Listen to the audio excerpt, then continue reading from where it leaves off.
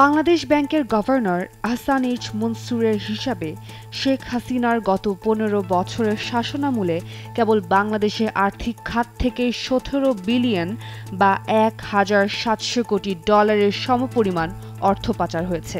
তবে অন্য অর্থনীতিবিদের হিসাবে শেখ হাসিনার শাসনামলে বাংলাদেশ থেকে যে পরিমাণ অর্থ পাচার হয়েছে তা ৩০ বিলিয়ন বা ৩,০০০ কোটি ডলারের বেশি হতে পারে।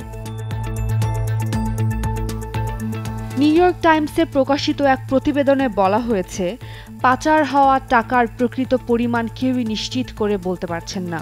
বিভিন্ন ধরনের আর্থিক হিসাব নিকাশ করে হাসান মনসুর বলেন, শেখ হাসিনার শাসনামলে তার সহযোগীরা বাংলাদেশের ব্যাংক খাত থেকে যে পরিমাণ অর্থ লুট করেছে তা কার্যত পৃথিবীর আর্থিক ইতিহাসের সর্বোচ্চ। এতে বাংলাদেশের অর্থনীতির অপূরণীয় ক্ষতি হয়েছে। বাংলাদেশে অনেক ব্যাংক এখন লাইফ সাপোর্টে আছে। মার্কিন এই প্রভাবশালী সংবাদ মাধ্যমের অনলাইন সংস্করণে ৪ ডিসেম্বরে প্রকাশিত এক প্রতিবেদনে এসব কথা বলা হয়েছে। গভর্নর আহসান এইচ মনসুরের সাক্ষাৎকারটি নেওয়া হয়েছে গেল অক্টোবর মাসে। আর চলতি সপ্তাহে অর্থনৈতিক পরিস্থিতি বিষয়ক শ্বেতপত্র কমিটি বলেছে, সাবেক প্রধানমন্ত্রী শেখ হাসিনার শাসনামলে গত ১৫ বছরে বাংলাদেশ থেকে সার্বিকভাবে প্রতি বছর গড়ে প্রায় ১৬ বিলিয়ন মার্কিন ডলার অবৈধভাবে পাচার হয়েছে।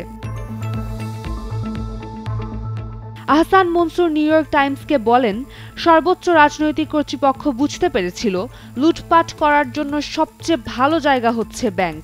এই প্রক্রিয়ায় বাংলাদেশের ব্যাংকগুলো শত শত কোটি ডলারের সমপরিমাণ অর্থ বিভিন্ন কোম্পানির নামে ঋণ দিয়েছে, যে কোম্পানিগুলোর অনেকগুলোর আদতে কোনো অস্তিত্বই নেই।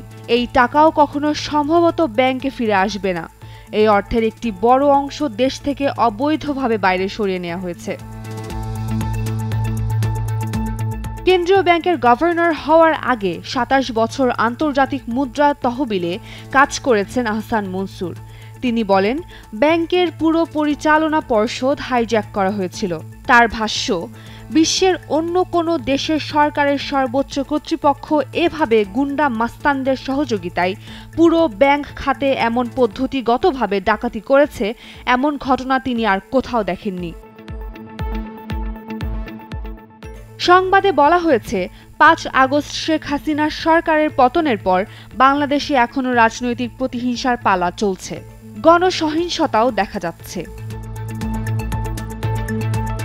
অর্থনীতি প্রসঙ্গে আহসান মনসুর বলেন, আগামী বছর অর্থনীতির আকাশে আরও কালো মেঘের ঘনঘটা থাকবে।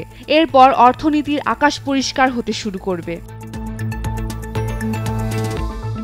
শেখ হাসিনা পালিয়ে ভারতে গেছেন। তার ভাগ্যে কি আছে তা এখনো পরিষ্কার নয়। বাংলাদেশের অন্তর্বর্তী সরকার বলেছে তাকে ভারত থেকে ফিরিয়ে আনার চেষ্টা করা হবে। এর মধ্যে শেখ হাসিনার অন্যতম সহযোগী সাবেক সংসদ সদস্য সাইফুজ্জামান চৌধুরীর বিরুদ্ধে অর্থ পাচারের তদন্ত হচ্ছে বলে জানিয়েছেন বাংলাদেশ ফাইন্যান্সিয়াল ইন্টেলিজেন্স ইউনিটের নির্বাহী পরিচালক AKM এহসান।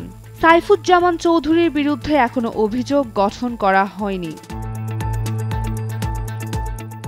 New York Times Sheikh Hasina ও সাইফুজ্জামান চৌধুরীর সঙ্গে যোগাযোগের চেষ্টা করে ব্যর্থ হয়েছে। ঢাকায় আওয়ামী লীগের দলীয় কার্যালয় খালি পড়ে আছে। এরপর তারা শেখ হাসিনার মুখপাত্রের সঙ্গে যোগাযোগের চেষ্টা করেও সফল হয়নি। ইসলামী ব্যাংকের সাবেক ব্যবস্থাপনা পরিচালক মোহাম্মদ আব্দুল মান্নানের পদত্যাগের ঘটনা সবিস্তারে তুলে ধরেছে নিউ ইয়র্ক টাইমস। সংবাদে বলা হয়েছে, ২০১৭ সালের ৫ জানুয়ারি আর ১০টা সাধারণ দিনের মতো আব্দুল মান্নান কার্যালয়ে যাওয়ার জন্য বাসা থেকে বেরিয়েছিলেন। পথিমধ্যে তিনি একটি ফোন কল পান। কলটি করেছিলেন সামরিক গোয়েন্দা দপ্তরের প্রধান। তাকে বলা হয় গাড়ি ঘুরিয়ে তিনি যেন সংস্থাটির সদর দপ্তরে চলে আসেন। গত অক্টোবর মাসে আব্দুল মান্নান নিউ ইয়র্ক টাইমসকে সেই ঘটনার বিবরণ দিয়েছেন। কার্যালয়ে যাওয়ার পর সামরিক গোয়েন্দারা আব্দুল মান্নানের ফোন, ঘড়ি ও ওয়ালেট রেখে দেন। এরপর গোয়েন্দা সংস্থার প্রধান আব্দুল মান্নানের দীর্ঘ ক্যারিয়ারের বিবরণ দেন। বাংলাদেশের ব্যাংক খাতকে তিনি যে গ্রামীণ দরিদ্র মানুষের কাছে নিয়ে গেছেন সেজন্য তার প্রশংসা করেন। আব্দুল মান্নান ভেবেছিলেন তার সময়টা বোধহয় বৃথা যাচ্ছে, কিন্তু এরপরই তাকে ইসলামী ব্যাংকের ব্যবস্থাপনা পরিচালকের পদ থেকে পদত্যাগের চিঠিতে সই করতে বলা হয়। গোয়েন্দা সংস্থার প্রধান তাকে বলেন, এই আদেশ দেশের সর্বোচ্চ কর্তৃপক্ষের কাছে থেকে এসেছে, অর্থাৎ তৎকালীন প্রধানমন্ত্রী শেখ হাসিনা তাকে পদত্যাগের নির্দেশ দিয়েছেন, কিন্তু তিনি প্রথমে পদত্যাগপত্রে সই করতে রাজি হননি। তিনি আরো বলেন, গোয়েন্দা কর্মকর্তারা তাকে মৌখিকভাবে রাজি করানোর চেষ্টা করেন। এরপর তাকে গোয়েন্দা প্রধানের কার্যালয় থেকে আরেকটি স্থানে নিয়ে যাওয়া হয়। আব্দুল মান্নান বলেন, আমি যে ধরনের মানুষ তাতে ওই সময়ে আমাকে যে অপমানজনক পরিস্থিতির মধ্যে ফেলা হয়েছিল তার বিবরণ দেয়া সম্ভব নয়। এরপর তিনি সময় হিসাব ভুলে যান এবং এক পর্যায়ে জানতে পারেন দুপুরের আগে আগে তিনি পদত্যাগপত্রে সই করেছেন। এরপর তাকে ছেড়ে দেওয়া হয়। পরবর্তী ৮ বছর তিনি কার্যত নির্বাসনে ছিলেন। এখন তিনি আবার একটি ব্যাংকের চেয়ারম্যান হয়েছেন। আব্দুল মান্নান ও আহসান মনসুর একই সুরে বলেন, ওই ঘটনার পর এস আলম গোষ্ঠী ইসলামী ব্যাংক সহ অন্যান্য ব্যাংকের নিয়ন্ত্রণ কবজা করে। এস আলম গ্রুপের প্রতিষ্ঠাতা সাইফুল আলম ট্রেডার হিসেবে ব্যবসা শুরু করেন। পরবর্তী সময়ে তিনি বিশেষ করে শেখ হাসিনার আমলে জ্বালানি আবাসন খাত সহ বিভিন্ন খাতে ব্যবসা সম্প্রসারণ করেন। এর মাধ্যমে যে কেবল কিছু মানুষের পকেট ভারী হয়েছে তা নয়, এতে বাংলাদেশের মুদ্রার দরপতনও হয়েছে। ২০১৪ সালের নির্বাচনের পর থেকে বাংলাদেশ থেকে এই অর্থ পাচারের গতি বাড়তে থাকে বলে প্রতিবেদনে উল্লেখ করা হয়েছে। এরপর ২০২২ সালে রাশিয়া ইউক্রেন যুদ্ধ শুরু হলে বাংলাদেশের মুদ্রার বড় ধরনের দরপতন হয়। আমদানি মূল্য অনেকটা বেড়ে যায়। বিদ্যুৎ উৎপাদনের জ্বালানির দাম বেড়ে যাওয়ায় বড় ধরনের লোডশেডিংয়ের মুখে পড়ে বাংলাদেশ। আহসান মনসুর বলেন, এবছর বাংলাদেশের প্রবৃদ্ধির বছর নয়, তবে মূল্যস্ফীতির হার কমে আসছে এবং প্রবাসী আয় প্রবাহ বাড়ছে। আমাদের এই নিয়ে সন্তুষ্ট থাকতে হবে।